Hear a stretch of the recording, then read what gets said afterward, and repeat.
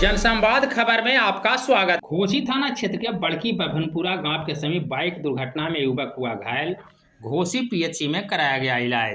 दरअसल मामला घोसी थाना क्षेत्र के बड़की बभनपुरा गांव के समीप का है, जहां ग्रामीण सड़क पर तेज रफ्तार बाइक सवार युवक गंभीर रूप से घायल हो गया। घायल युवक की पहचान धनराज कुमार के रूप में की गई है। वह अपने बाइक से घर जा रहा था। इसी दौरान गांव के समीप तीखा मोड़ पर बाइक अनियंत्रित हो गई और वह सड़क किनारे गड्ढे में जा गिरा। घायल युवक को ग्रामीणों द्वारा घोसी पीएचसी में इलाज को लेकर भर्ती कराया गया है। अच्छा, कहाँ पर गिर गया? वो अपने गांव में गिर गया। गाँव में कोई धक्का मार दिया कि अपने गिर गया? अपने गिर गया। क्या नाम हुआ? धनराज कुमार। धनराज कुमार। घर? ठीक।